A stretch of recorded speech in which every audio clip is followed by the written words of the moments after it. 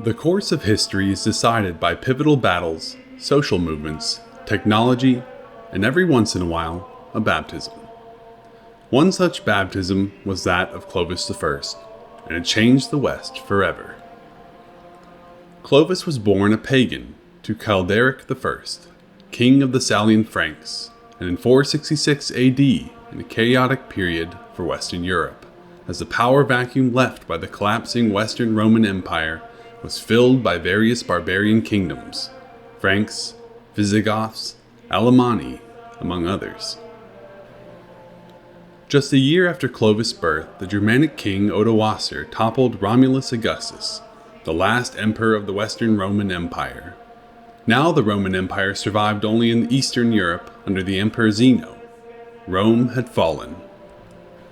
At only 15 years old, Clovis inherited rule of the Frankish kingdom, proving his military prowess 5 years later at the Battle of Soissons by defeating the region's Gallo-Roman forces and ending Roman influence in Gaul, fulfilling his name which meant renowned in battle.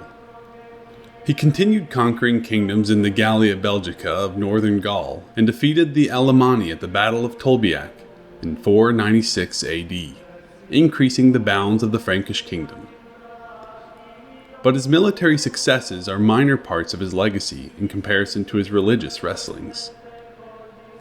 Born a pagan, Clovis first leaned toward Arianism, a sect of Christianity that taught Jesus was not divine, but rather a created being. First promoted by Bishop Arius in the mid-3rd century, it had rapidly grown as a contender to be the mainstream Christian doctrine. Arianism stood in direct opposition to the Nicene understanding of Christ's divinity, which affirmed that Jesus was consubstantial with the Father, making it clear that Christ was God. This was the official position of the Catholic Church after the Council of Nicaea in 325. But despite the official promulgation by the Church that Arianism was a heresy, it continued on. During Clovis' time in the 5th century, Arianism dominated the region due to the success of Arian Bishop Ulfilas. Catholics were a minority. Pivotally, Clovis married Clotilde, a princess from a tumultuous court in Burgundy, who remained a Catholic despite her life in a court dominated by Arians. The marriage was historic, as historian David H. Farmer wrote. It was, quote, the theme of epic narratives, end quote. But marriage alone would not precipitate his conversion. He resisted the Nicene faith and the baptism of their newborn son, driving the Merovingian queen to baptize her son in secret. Tragically, the infant died shortly after, only solidifying Clovis' opposition to Catholicism. And it seemed the tragedy might repeat as she bore another son, whom she again secretly baptized and who fell ill. But his heir was spared, narrowly escaping death to carry on the nascent Merovingian dynasty. Clotilde, a future saint, persisted in her efforts of conversion. Then, for reasons not well understood, Clovis had a change of mind, softening toward Catholicism late in his life. In 507 AD, he moved against the Visigoths in a liberative invasion at the urging of many Catholics under Visigothic or Arian rule.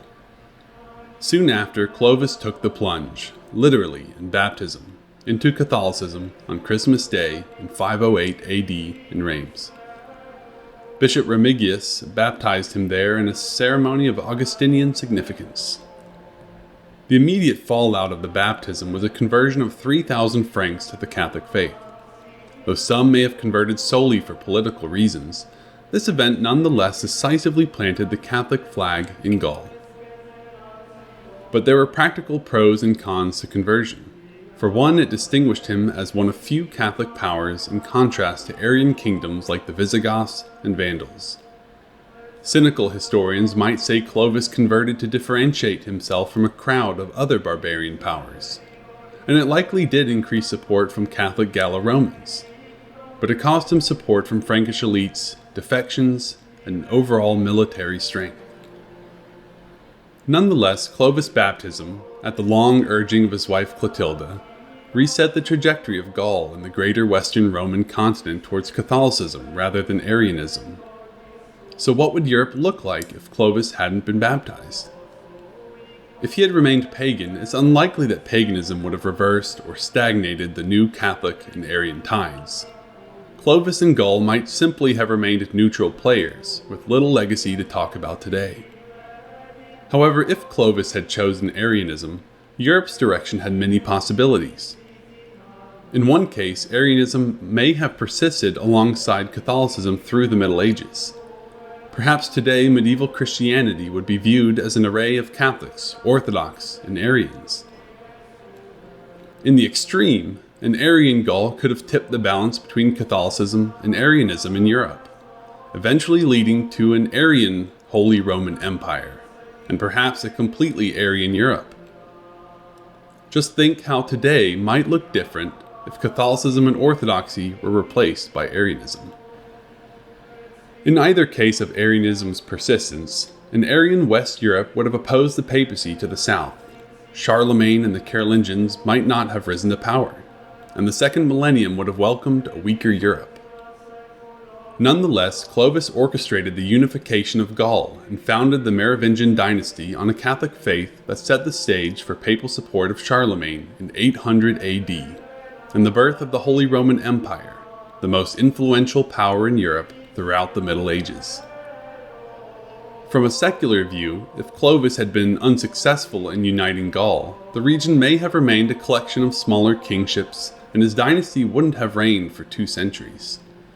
He united the Franks under a single rule, leading to a more powerful Proto-France. Though brutish and irreligious by later standards, the Merovingians were pivotal defenders of the Christian faith against the neighboring Arian barbarians, and against the future Viking invaders. Late in life, Clovis worked to strengthen his kingdom's ties between court and clergy at the First Council of Orleans. Here, Gallic bishops met to decide on matters of moral conduct for the state, for example, an inherent equality between conquerors and conquered. Just a few years after conversion, Clovis was buried in Paris at the Abbey of Saint Genevieve, which he had built. Much later, General Charles de Gaulle would call him the first king of what would become France. And for many centuries, Clovis was honored as a saint and national patron. And just like that, a single baptism was both a rebirth of a new Clovis and of a new Western Europe. The ideas and beliefs of pivotal figures have just as much power to reshape the world as their weapons. Who else has shaped the West so profoundly? Thanks for watching. If you enjoyed this video, be sure to like, subscribe, and comment down below with your thoughts. Also go check out our X account for daily content and our website at thinkingwest.com for long-form essays. Until next time.